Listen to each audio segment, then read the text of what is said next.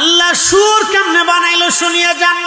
নূহ আলাইহিস সালামের মহাপ্লাবনে নৌকার ভিতরে আল্লাহ কদ্দুর বাঘ উঠাইলেন, বিড়াল উঠাইলেন, এরপরে হাতি উঠাইলেন, এরপরে আপনার শিয়াল, কুত্তা, ছাগল, এরকম বহু প্রাণী আল্লাহ একটা তলার মধ্যে রাখলেন। সমস্ত প্রাণীরা পায়খানা করে করে তালা ভরে ফেললো।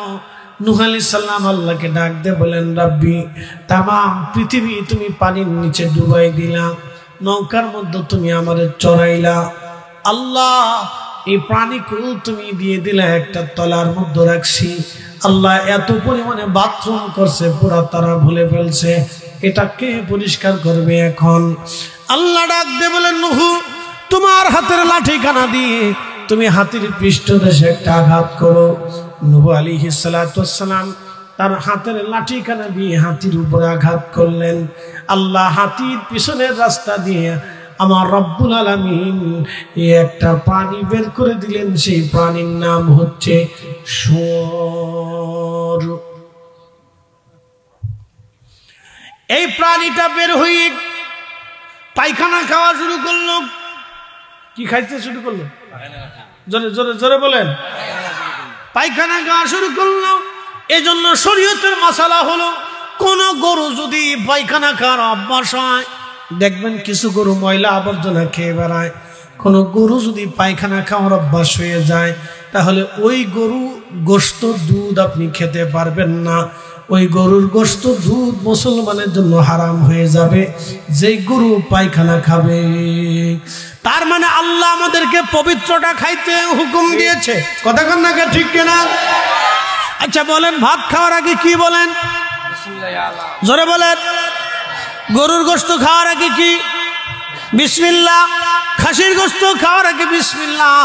যদি আপনার সামনে শুয়োরের গোশত দেয়, তাহলে কি করবেন? প্রশ্ন কিন্তু রেখেছিলাম, যদি কেউ বলে ফরিদি সাহেব, তাহলে যদি ফিরে না আসা হয় দুনিয়াতে, আপনারা বলেন কবরের ভিতরে মানুষের বিচার হবে, ফয়সালা হবে, আপনাদের এই পক্ষে কি কোনো দলিল, ডকুমেন্টস আছে কিনা? হ্যাঁ, আমাদের দলিল আছে। বলে দলিল কি? বাস্তব দলিল থেকে আপনাদেরকে বুঝিয়ে দিয়ে যাচ্ছি। চান্দুরাবাসী মনোযোগ দিবেন। হযরত ইমাম হুসাইন রাদিয়াল্লাহু আনহু কারবালায় শহীদ হলেন। তিনি যে শহীদ হবেন, এই কথা রাহমাতুল লিল আলামিন আমার নবী যে আগে বলে গেছেন। আল্লাহ নবী আগে সংবাদ দিয়ে গেছেন। এই জন্য সাহাবী ইয়াজিদের ফিতনা থেকে বাঁচার জন্য বারবার আবু হুরায়রা দোয়া করতেন, আল্লাহ লা তুদরিকনা সানাতুস সিত্তিন ওয়ালা ইমারাতুস সিবিয়ান। আল্লাহ 60 হিজরির যুবকের শাসন থেকে তুমি আমাকে বাঁচাও। আল্লাহ 60 হিজরির যুবকের শাসন থেকে তুমি আমাকে বাঁচাও। কারণ সে এমন একজন ব্যক্তি হবে যে ইমাম হোসেনকে শহীদ করবে, মদিনাতুল মুনাওয়ারা আক্রমণ করে মানুষদেরকে হত্যা করবে, নবীর মসজিদে নামাজ বন্ধ করে দিবে, আল্লাহর ঘর কাবা হামলা করবে এবং কাবা শরীফে এসে আগুন ধরায় দিবে। কাবা শরীফে আগুনকে ধরাইলো ইয়াজিদ। কে ধরাইছে? জোরে বলেন, কে? কাবা শরীফে আগুন ধরাইলো ইয়াজিদ। আজকে যারা খোদার ঘর মসজিদ পুরাইয়া দিয়া যারা বলতেছে পীরের দরবারে ভণ্ডামি হয়, ওই যে শেরপুরের এক দরবার ভেঙে ফেলে দিল, সেই দরবারের মসজিদে আগুন দিয়ে দিল। যারা আগুন দিল তারা ওই ইয়াজিদের দালাল। কথা বল না কেন? কারণ আল্লাহর ঘর হেরেমেন, আল্লাহর ঘর কাবাতে হামলা করে আগুন ধরিয়ে দিয়েছিল ইয়াজিদ। সে খোদার ঘর পর্যন্ত আগুন ধরিয়ে দিয়েছিল। অতএব সমস্ত মসজিদের মা হলো কাবা, বাইতুল্লাহ। ইন্না আউওয়ালা বাইতিন উদিয়া লিন-নাসি লাল্লাযী বিবাক্কাতা মুবারাকান হুদাল লিল আলামিন।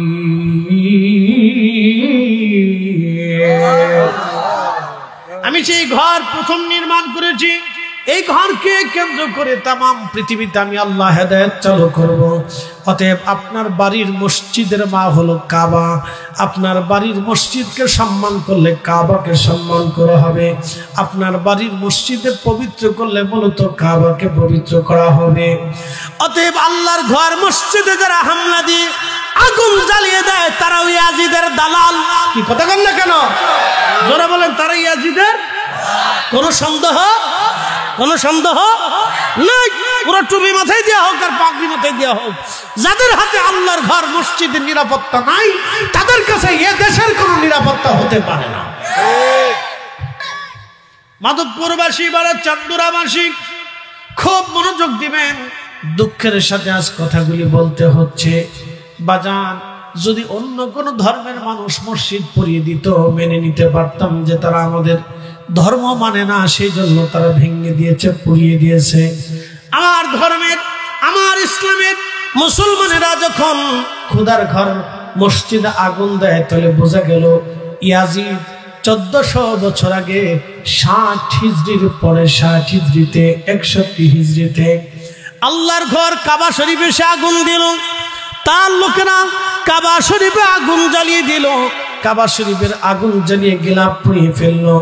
কাবা শরীফে পাথর নিক্ষেপ করে কাবার এক অংশ ভেঙে ফেলে দিল।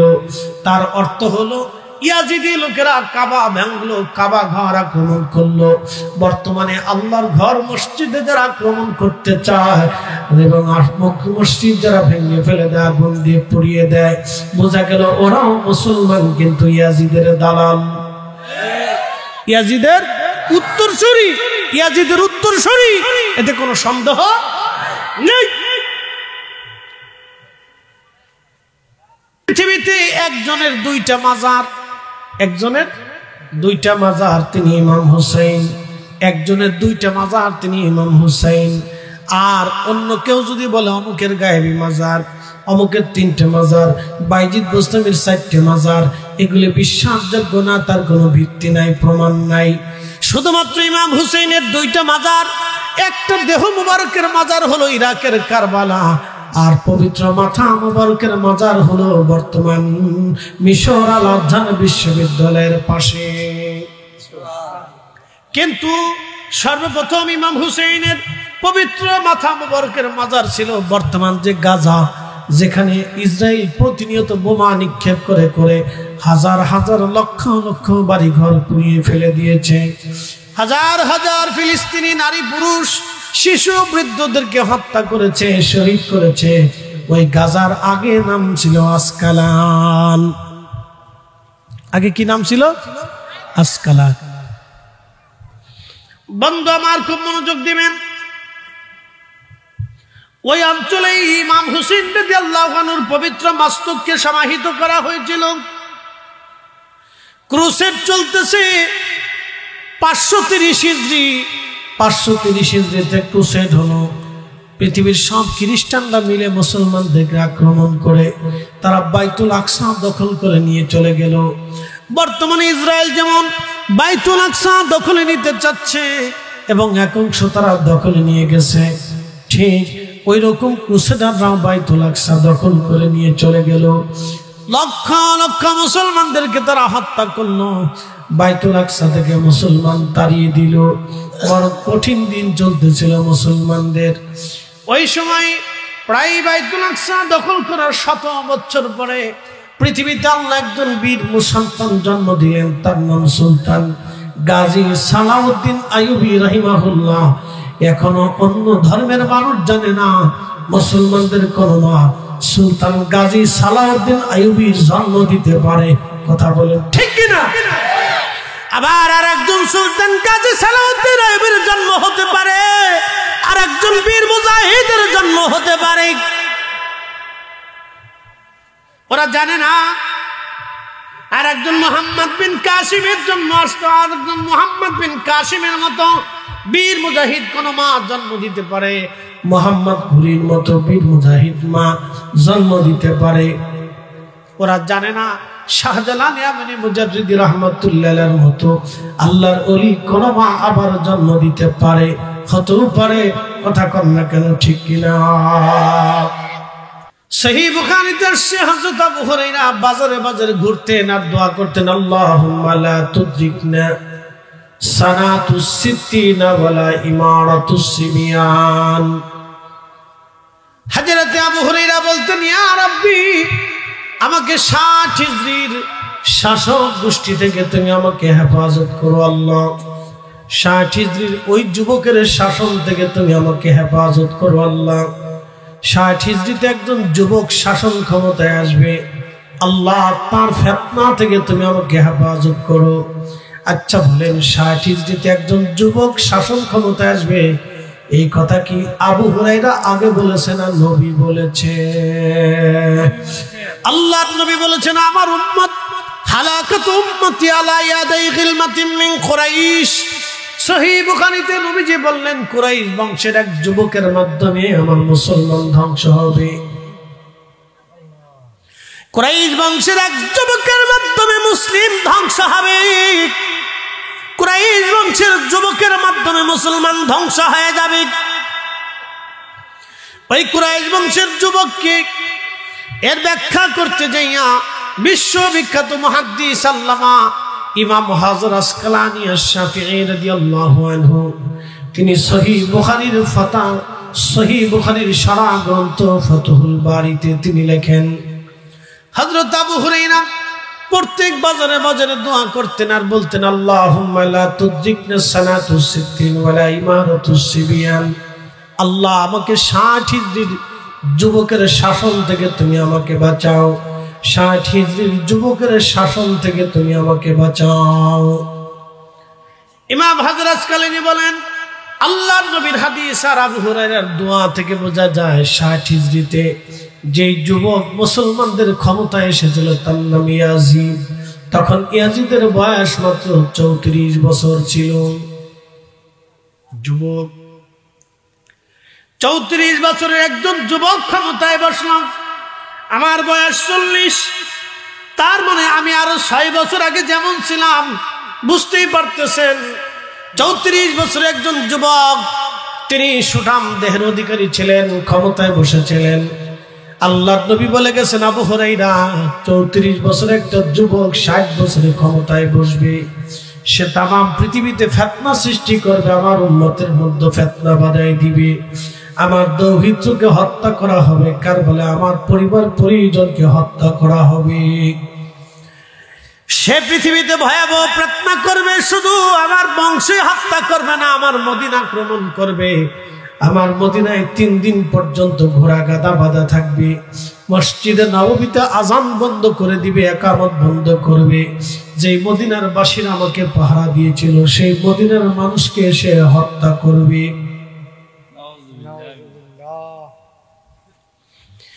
এজন্য হযরত আবু হুরায়রা বলতেন, আল্লাহ ওই 60 হিজরি আসার আগে আমার মৃত্যু দিয়ে দাও, কারণ ওই দৃশ্য আমি সহ্য করতে পারবো না।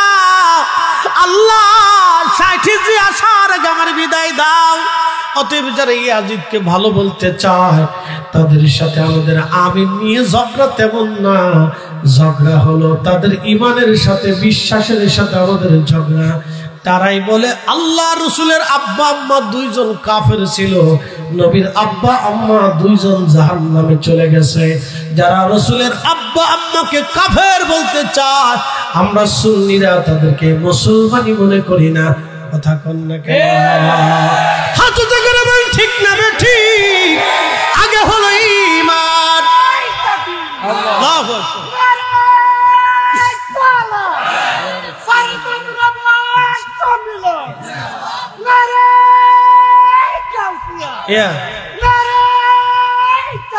আল্লাহ হাজিরিন বারা চন্দ্রাবাসী মাদকবনবাসী,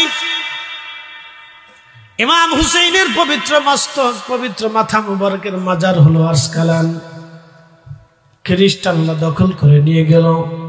মিশরের যিনি গভর্নর ছিলেন, মিশরের বাদশা, তিনি চিন্তা করলেন আমাদের সাইয়েদা আমির সাইয়েদনা ইমাম হুসাইন রাদিয়াল্লাহু আনহু, যিনি সুলতানে কারবালা,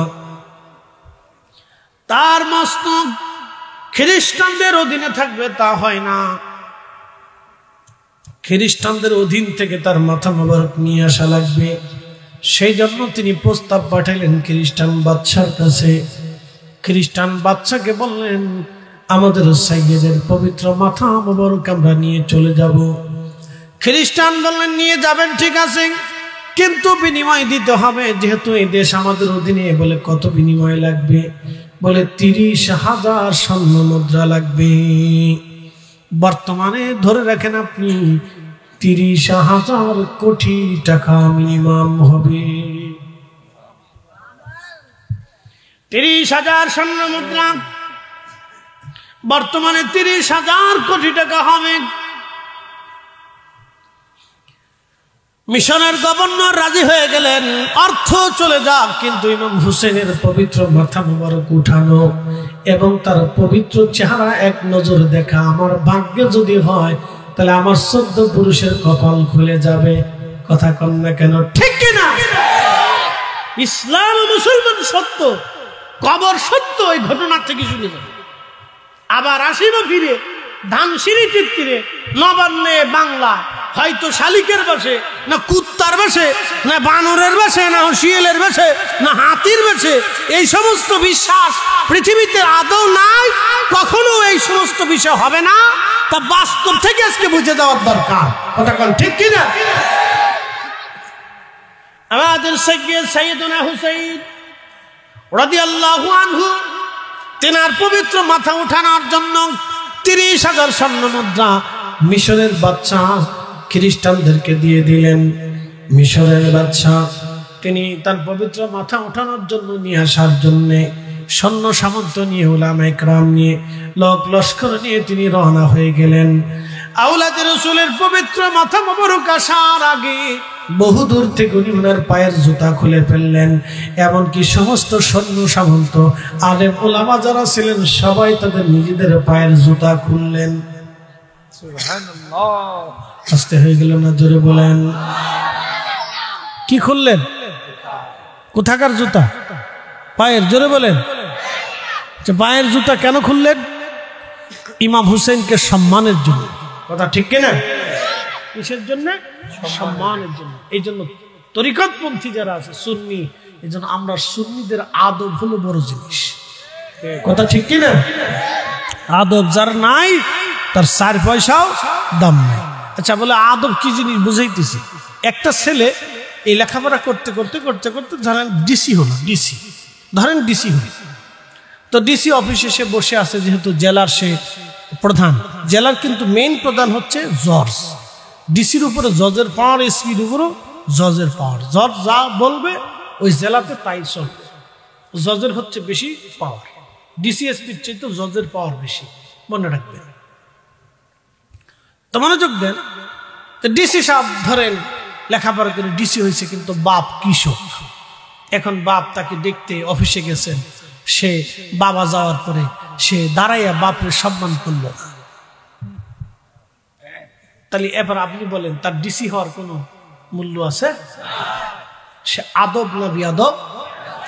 একসাথে বলেন, আদব না বিয়াদব?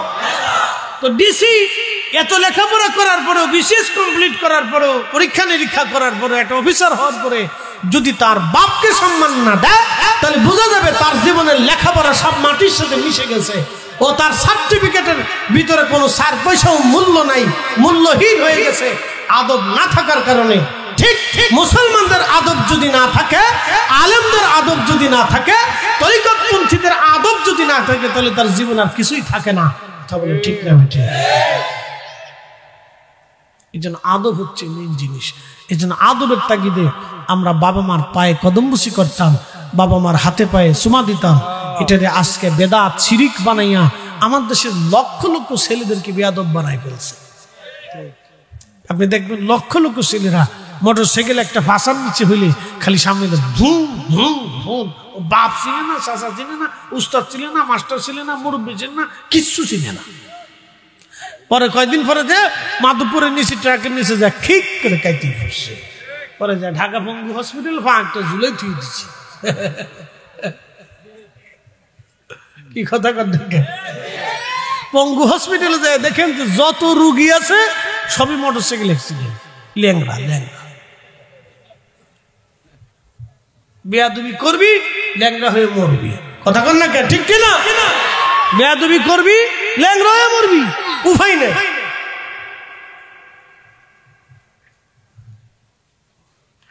প্রেমাদবপুরবাসী মনোযোগ দিবেন। জুতা খুলে হাজরাতে সাইয়েদুনা হুসেন রাদিয়াল্লাহু আনহুর মাজারের দিকে রওনা করলেন। জুতা খুলে আমি নিজে চোখে দেখেছি বর্তমানে হেরামে কাবা শরীফে এই বছর হজে আমি দেখলাম শত শত হাজিরা জুতা পায়ে দিয়ে খোদার ঘর তাওয়াফ করে। একসাথে বলবেন না নাউজুবিল্লাহ। আচ্ছা, আপনারা কি মনে করলেন জুতার দাম বেশি? তো জুতার দাম বেশি নইলে সে জুতা ভাই দিয়ে কাবা ঘর তাওয়াফ করার কারণটা কি? এর অর্থ হলো এটা আব্দুল ওয়াহাব নজদির রেজাল্ট, ফলাফল। কথা কন নাকি ঠিক কিনা? আব্দুল ওয়াহাব নজদির অনুসারী হইলে যা হবার তা হয়ে গেছে। ও জুতা পাই দিও কাবা ঘর তাওয়াফ করছে, কাবারে কিছু মনেই করে নাই। সিস্টেম মনে করে নামের আগে হাজি লাগানো, মিস্টার হাজি, মিস্টার হাজি। হাজি লাগানোর দরকার, এটা তো অরিজিনাল হাজি না তো, এগুলো মালটু সাজি। মালটু সাজি বুঝেন নাই? আরেকজনের টাকা মাইরে দিয়ে হজে গেছে। জোরে কথা কন। মালটু সাজি কি হাজি? মালটু সাজি আরেকজনের টাকা মাইরে দিয়ে হজে গেছে, যাই ওই কোলর টাওয়ারে থাকে। বাপরে বাপ, কোলর টাওয়ারে ঘুমায়। বন্ধু মনোযোগ দিবেন, কথা শুনে যাবেন। খোদার ঘর তাওয়াফ করে জুতা পায়ে দিয়ে প্রশ্ন করবেন, জুতা পায়ে দিয়ে তাওয়াফ করলে কি হয়, অসুবিধা কোথায়? আপনি বলতে পারেন, যৌক্তিকতায় আপনার আসতে পারে, কিন্তু আজকে আমি দলিল দেব না, ডকুমেন্টস আপনাকে দিয়ে যাই, ভালো করে শুনবেন। ওই কাবা ঘরের একটা জায়গায় একটা পাথর আছে যেটাকে মাকাম ইব্রাহিম বলা হয়। আপনি তাওয়াফ করার সময় দেখবেন কাঁচের গ্লাস দিয়ে সুন্দর করে একটা জায়গা সুন্দর করে ঘিরে রাখা, একটা খুঁটির মতো আপনি দেখবেন সুন্দর এই ফুলদানির মতো, এর ভিতরে পবিত্র পায়ের চিহ্ন আছে একটা পাথরের মধ্যে। ওই জায়গাকে মাকাম ইব্রাহিম বলা হয়। ওই পাথরটায় হযরত ইব্রাহিম আলাইহিস সালাম ওইখানে দাঁড়াইয়া, ওই পাথরের উপর দাঁড়াইয়া তিনি খোদার ঘর গেঁথেছিলেন, কাবা শরীফ তিনি গেঁথেছিলেন। যখন তিনি কাবা গাঁথতেছিলেন তখন আল্লাহ পাথরকে বললেন, পাথর নরম হয়ে যাও। সাথে সাথে পাথর নরম হয়ে গেল, আর আল্লাহর খলিল ইব্রাহিমের পায়ের দাগ লেগে গেল। এখন আপনারা বলেন, ইব্রাহিম আলাইহিস সালাম যদি খোদার ঘর বানানোর সময়, গাঁথার সময় উনি যদি জুতা পায়ে দিয়ে থাকতেন তাহলে জুতার দাগ লাগতো? ঠিক আছে, কি কথা ঠিক কিনা? উনি খালি পায়ে ছিলেন, কি পায়? খালি পায়। যদি বলেন কি পায়? আল্লাহর খলিল যদি খোদার ঘর বানানোর সময় খালি পায় থাকে, তাহলে আমরাও তাওয়াফ করব কি পায়? একসাথে বলেন কি পায়? জুতা পায়ে দিয়া বেয়াদবি। কথা কন না কেন ঠিক কিনা? জুতা পায়ে দিও। আপনাদের বাড়ির মসজিদে জুতা পায়ে দিয়ে ঢুকতে দিবেন? হ্যাঁ, বাটাম চালন চল।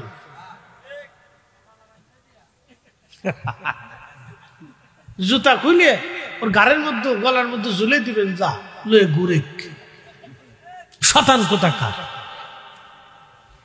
শুনিয়া যান মাধবপুরবাসী, মনোযোগ দিবেন।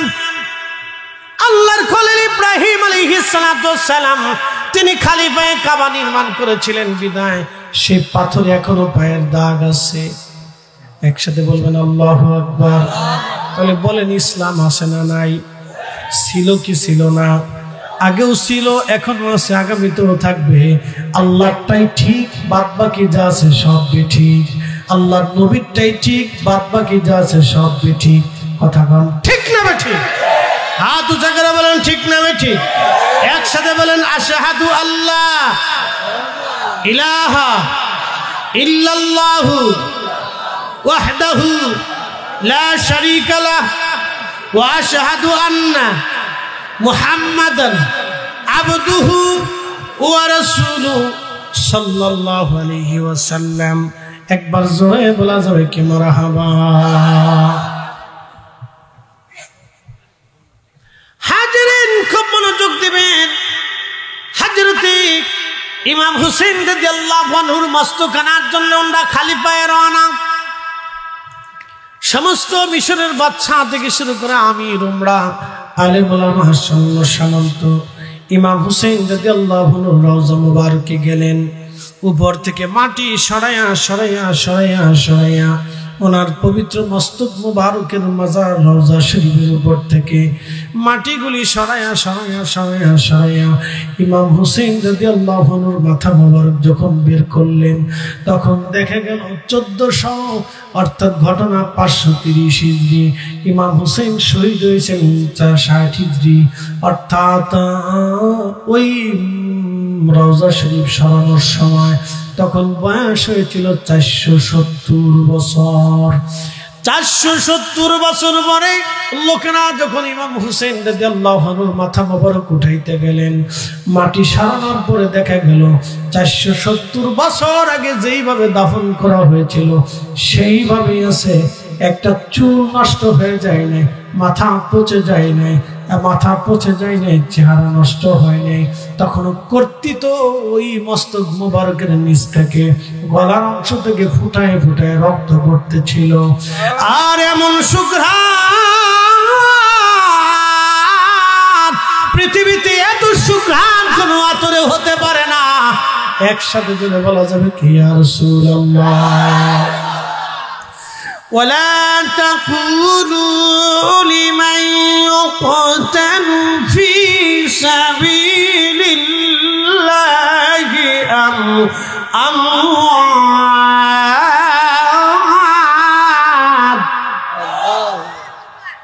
আল্লাহর পথে যারা জীবন দেয় তাদেরকে মরা মনে করিও না, তারা মরা না, বাল আহইয়া ولكن لا تشعرون।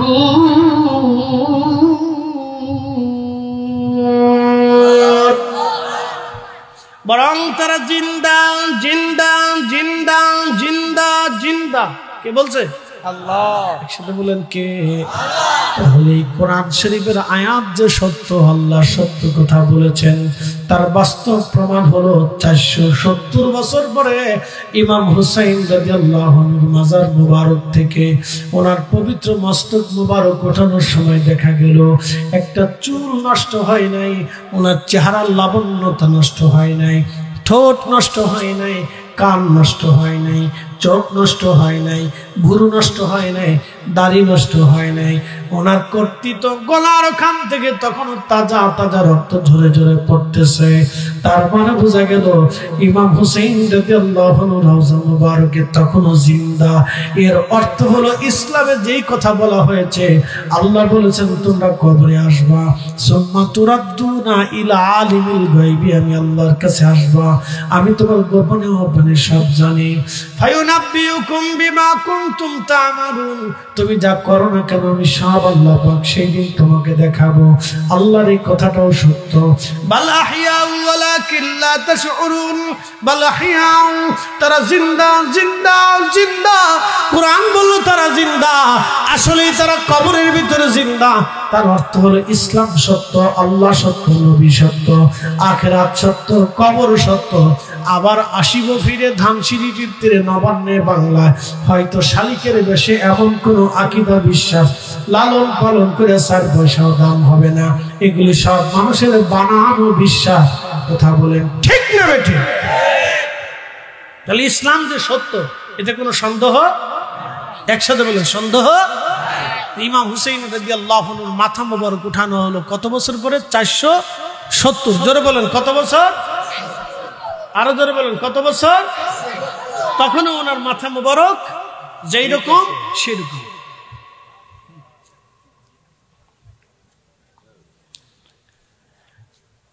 মাধবপুরবাসী পবিত্র মাথা ওখান থেকে উঠিয়ে নেন বর্তমান মিশরের আল আজহার বিশ্ববিদ্যালয়, যেটা যেখান থেকে পড়ে আসার পরে মানুষদেরকে আজহারি বলা হয়, যেখান থেকে লেখাপড়া করার পরে আমাদের দেশে আজহারি বলা হয়। ওই আজহার বিশ্ববিদ্যালয়ের পাশেই হযরতে আওলাদে রাসূল সাইয়্যিদুনা ইমাম হুসেইন রাদিয়াল্লাহু আনহুর পবিত্র মস্তক মোবারকের মাজার ওখানে দাফন করা হলো। একবার জোরে বলা যাবে আল্লাহু আকবার। তাহলে আল্লাহ যা বলেছে সত্য, আল্লাহ যা বলেছে, নবী যা বলেছে সত্য। আমরা মুসলমান হকের উপরে আছি। কথা কোন ঠিক না বেঠিক?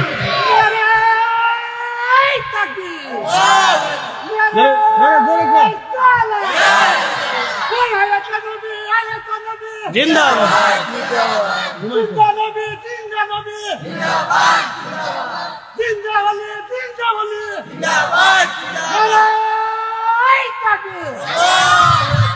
সুলতানে কারবালা সকলে বলেন জিন্দাবাদ সুলতানে কারবালা বলেন জিন্দাবাদ একসাথে বলা যাবে মারহাবা আপনারা কি বলছিলেন ইসলাম আছে হক না বেহক আল্লাহ যা বলছে সত্য না মিথ্যা রসুল যা বলেছেন সত্য না মিথ্যা সত্য এটা একটা বাস্তব প্রমাণ আপনাদেরকে দিলাম এখন সেই ইতিহাস টাটকা তাহলে কবরের একটা জিন্দেগি আছে কবরের একটা জিন্দেগি আছে এটাকে আলমে বারজাক বলা অতএব আমরা আল্লাহর কাছে চলে যাব একসাথে বলেন কার কাছে কোনো সন্দেহ ইন্না লিল্লাহি ওয়া ইন্না ইলাইহি রাজিউন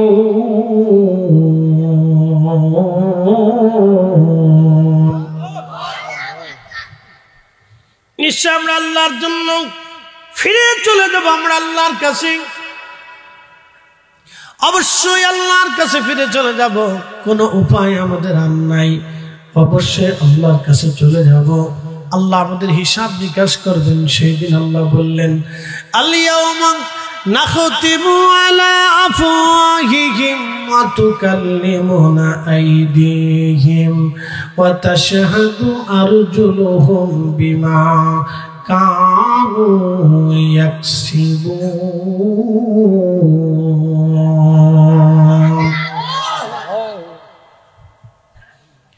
হাজরিন মাধবপুরবাসী আল্লাহ বলেন বান্দা তুমি আমার কাছে আসবা আমার কাছে হিসাব কষে দিতে হবে সেই দিন তোমার জবান বন্ধ করে দেব তোমার চোখ তোমার হাত তোমার পা তোমার কান তোমার নাক তোমার অঙ্গ প্রত্যঙ্গ সেই দিন আমি মনিবের সামনে তোমার বিরুদ্ধে সাক্ষ্য দিতে থাকবে অতএব আল্লাহ থেকে পালানোর কোনো রাস্তা নাই পালিয়ে যাওয়ার কোনো রাস্তা নাই কখনো তোমাকে যদি ভুলি হেদায়েতের আলো জেনে নিয় কাছে তুলি ঠাই দিও প্রিয়তম ঠাই দিও প্রিয়তম অগমহিয়ান তুমি রহমান তুমি মেহেরবান বলেন তুমি রহমান তুমি মেহেরবান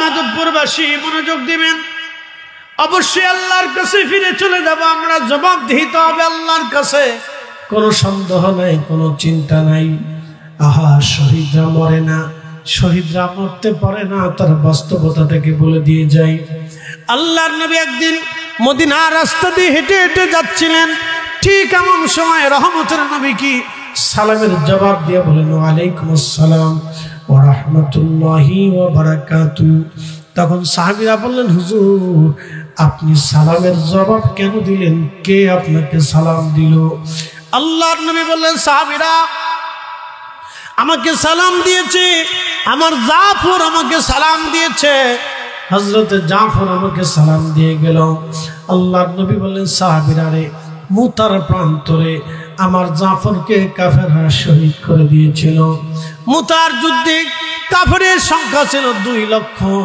মুসলমানের সংখ্যা ছিল মাত্র 3000 মুজাহিদ নিয়ে 3 লক্ষ কাফেরের বিরুদ্ধে মুসলমান জিহাদ করে বিজয় এনেছিল ওই যুদ্ধে মুসলমানদের 3 জন সেনাপতি শহীদ হয়েছিলেন হযরত খালিদ বিন ওয়ালিদ তিনি সর্বশেষ সেনাপতি ছিলেন উনি এক হাত দিয়ে তলোয়ার চালান নাই ওই যুদ্ধে তিনি 2 হাত দিয়ে তলোয়ার চালিয়েছিলেন তিনি কোনদিন এরপর থেকে উনি 2 হাত দিয়ে তলোয়ার চালাইতেন উনি যুদ্ধে 1 হাত দিয়ে তলোয়ার চালাইতেন না 2 হাত দিয়ে সমানভাবে তিনি তলোয়ার চালাইতেন মুতার প্রান্তরে খালিদ বিন ওয়ালিদ একটা তলোয়ার ভাঙে নাই 8টা তলোয়ার ভেঙেছিল একসাথে বলবেন আল্লাহু আকবার কয়টা তলোয়ার ভেঙেছিল? 8টা তলোয়ার ভেঙেছিল। খালিদ বিন ওয়ালিদ 8টা তলোয়ার মুতার যুদ্ধে ভেঙেছিল ওনার হাতে। তাহলে কি পরিমাণে যুদ্ধ করেছিলেন। কিন্তু মুসলমানদের একজন সেনাপতির নাম জাফর। জাফর ছিলেন নবীর আপন চাচাতো ভাই হযরত আলী রাদিয়াল্লাহু আনহুর আপন ভাই। জাফর যুদ্ধ করতেছিলেন, কাফেররা ভিড়ের মধ্যে জাফরের এক হাতে কালেমার পতাকা ছিল, আর এক হাত দিয়ে তিনি লড়াই করতেছিলেন। কাফেররা যে হাত দিয়ে পতাকা ধরে রেখেছিল ওই হাতটা কাফেররা তলোয়ার দিয়ে কেটে ফেলে দিল। জাফরের এক হাত চলে গেল, আর এক হাত দিয়ে তলোয়ার পতাকা চেপে ধরলেন, কারণ ইচ্ছা এই পতাকা জমিনে পড়তে দিবেন না। কালেমার পতাকা হাতে নিয়ে জাফর এক হাত দিয়ে লড়াই করতেছিলেন, জিহাদ করতেছিলেন। কাফেররা ওই হাত কেটে ফেলল। হযরত জাফর রাদিয়াল্লাহু আনহু ওই হাত কেটে ফেলে দেওয়ার পরে হযরত জাফর কামড় দিয়ে কালেমার পতাকা চেপে ধরেছিলেন। তারপরেও সেই দিন জাফর কালেমার পতাকা জমিনের মধ্যে পড়তে দেয় নাই। জীবন দিয়ে হযরত জাফর প্রমাণ করে গেল, হে রব, আপনার কালেমার পতাকাকে আমরা ভালোবাসি। এ মাধবপুরের সুন্নি মুসলমান, এই পতাকা উড্ডীন করার জন্য, এই কালেমার পতাকা রক্ষা করার জন্য, এই কালেমার পতাকা রক্ষা করার জন্য আমরা মাধবপুরবাসী, আমরা প্রত্যেকটা মুসলমান এই কালেমার পতাকা রক্ষা করার জন্য জীবন দেওয়ার জন্য আমরা প্রস্তুত আছি। কথা বলেন ঠিক না ঠিক? হাত উঁচু করে বলেন ঠিক না ঠিক? আল্লাহ আমাদেরকে কবুল করুন, বলেন আমিন। বন্ধু আমার, খুব মনোযোগ দিয়ে কথাগুলি শুনে যাবেন। হযরত জাফরের 2টা হাত কাফেররা কেটে ফেলে দিল, তাতে কি হবে? তিনি পতাকা জমিনে পড়তে দেন নাই, কামড় দিয়ে পতাকা ধরে রেখেছিলেন। এই কঠিন ত্যাগের কারণে আমার রব, আমার আল্লাহ তার 2টা হাতের বদৌলতে আল্লাহ 2টা পাখা বানাই দিলেন। আল্লাহর 8টা জান্নাত সহ দুনিয়া ভূমণ্ডল নবমণ্ডল, যেখানে খুশি সেখানে জাফর উড়ে উড়ে উড়ে উড়ে ঘুরে বেড়াইতো। আল্লাহর নবী বললেন, আমি মদিনা দিয়ে হেঁটে যাচ্ছি, আমার জাফর আমার পাশ দিয়ে উড়ে যাওয়ার সময় আমাকে সালাম দিয়ে গেল। আমি নবী তার সালামের জবাব দিলাম। একসাথে বলা যাবে কি? মারহাবা। কখনো তোমাকে যদি ভুলি, হেদায়েতের আলো জেলে নিয় কাশ তুলি, ঠাই দিও প্রিয়তম, ওগো ঠাই দিও প্রিয়তম, ওগো মহিয়ান। তুমি রহমান, তুমি মেহেরবান, বলেন তুমি রহমান, তুমি মেহেরবান। তোমারি গুণগান, বলেন অন্ধ গাহে না শুধু তোমারি গুণগান, বুঝে বুঝে না তবু শান। তুমি রহমান, তুমি মেহেরবান। লা ইলাহা, জোরে জোরে, এক মিনিট। জবান কে দিছে? আপনাদের এলাকায় বুবা আছে? আছে না? নাম কি? বুবার নাম কি? হ্যাঁ, রইস মিয়া, ফরুক। আচ্ছা, ফরুকের পাশে দাঁড়ায় যদি ডাক দেন, হ্যাঁ ফরুক, শুনবে? উত্তর দেবে? যদি জিজ্ঞেন তোর নাম কি, কথা বলবে? আচ্ছা বলেন তো, এত মানুষের জবান আল্লাহ দিল, ফরুকের জবান আল্লাহ দিল না, কারণটা কি? ওর নাম ফরুক না, ফররুখ অথবা ফারুক, এরকম নাম হবে। তো যাই হোক, তো ফারুক বা ফররুখ যাই বলেন, ওর জবান আল্লাহ দিল না, সবার জবান আল্লাহ দিল, কারণটা কি? তাহলে কি আল্লাহ ওর সাথে জুলুম করছে? না, আল্লাহ জুলুম করেন। বলে কারণ কি? ফারুককে দিয়ে আল্লাহ আপনাদেরকে পরীক্ষা করাইতেছে, এবং আল্লাহ আপনাদেরকে দেখাইতেছে, দেখো আমি তোমাদের জবান দিছি কিন্তু ওর জবান দেয় নাই। এর অর্থ হলো আমি আল্লাহ তোমার জবানটাও কেড়ে নিতে পারি। কথা ঠিক কিনা? আল্লাহ তার নিজের শক্তিমত্তা দেখাই দিলেন, দেখো আমিও তোমাদের জবান কেড়ে নিতে। আমাদের দেশে অন্ধ আছে না? আল্লাহ এত মানুষের চোখ দিলে তো অন্ধর চোখ কেন দিলেন? অন্ধ দিয়ে আল্লাহ বুঝাই দিলেন, রে বান্দা যতই লাফালাফি পারাপারি করো না কেন বুঝা আমি রব্বুল আলামিন তোমার চোখ কেড়ে নিতে পারি। কথা ঠিক কিনা? এই জন্য জবান কে দিছে?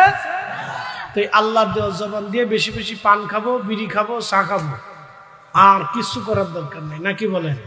তা আল্লাহর দেওয়া জবান দিয়ে জবানটা খুলে একটু কাশি কুশি দিয়ে গলাটা সারান তো, জোরে জোরে জোরে জোরে দিস, জোরে দিস, ঘুমাইস না, হ্যাঁ জোরে জোরে জোরে জোরে জোরে, হ্যাঁ দিছেন দিছেন, কাশি দিছেন নি, গলা ছুটছে।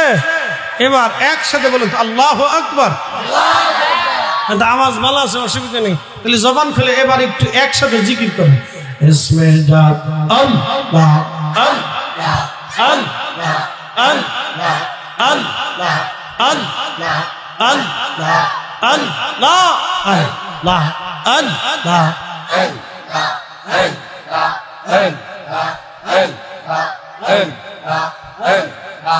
আল্লাহ তোমার লীলা খেলা কেউ বোঝে কেউ বোঝে না। আল্লাহ তোমার লীলা খেলা কেউ বোঝে কেউ বোঝে না। যাহা কাউকে রাখো গাছ তলা কাউকে রাখো বালা খানায়। আল্লাহ কাউকে রাখো গাছ তলাতে কাউকে রাখো বালা খানায়। আল্লাহ তোমার লীলা খেলা কেউ বোঝে কেউ বোঝে না। আল্লাহ আল্লাহ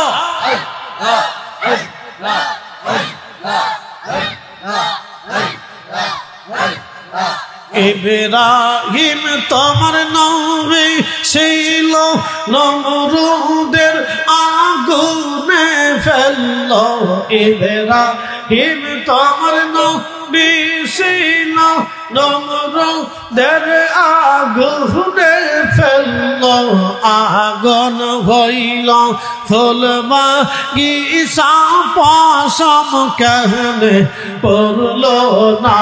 আল্লাহ আগুন হইল ফুল বাগিচা পশম কেহনে পড়ল না। আল্লাহ তোমার লীলা খেলা কেউ বোঝে কেউ বোঝে না। আল্লাহ আল্লাহ খোলে জীবিকা জীবিকা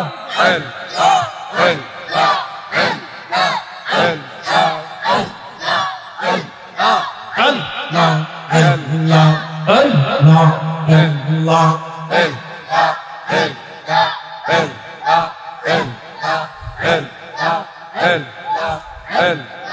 মুসা তোমার নবী ছিল, তোর পাহাড়ে সওয়াল করলো। মুসা তোমার নবী ছিল, তোর পাহাড়ে সওয়াল করলো।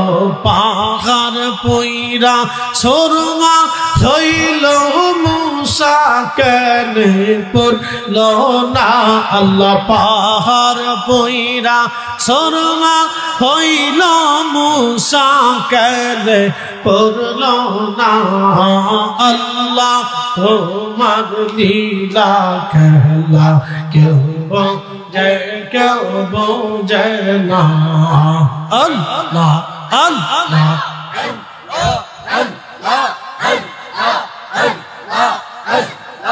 কাউকে রাখো গাছ তলাতে কাউকে রাখো বালা খানায়। আল্লাহ কাউকে রাখো গাছ তলাতে কাউকে রাখো खौबला खाने अल्लाह कौमर लीला कहला क्यों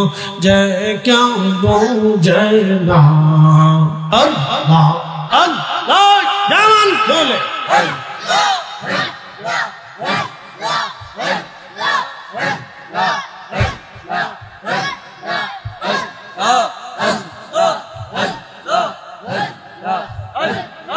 यूनुस तुम्हार नबी सिला मासे तारे गिले फलो यूनुस तुम्हार नबी सिला मासे तारे गिले फलो मासेर पेट रइलेन यूनुस हजम केने हইল না আল্লাহ মাসের পেটে রইলেন ইউনুস হজম কেনে হইল না আল্লাহ তোমার লীলা খেলা কেউ বোঝে না আল্লাহ আল্লাহ কাউকে রাখো গাছ তলা তে কাউকে রাখো বালা খানায় আল্লাহ কাউকে রাখো কাউকে রাখো বালা খানায় আল্লাহ তোমার লীলা খেলা কেউ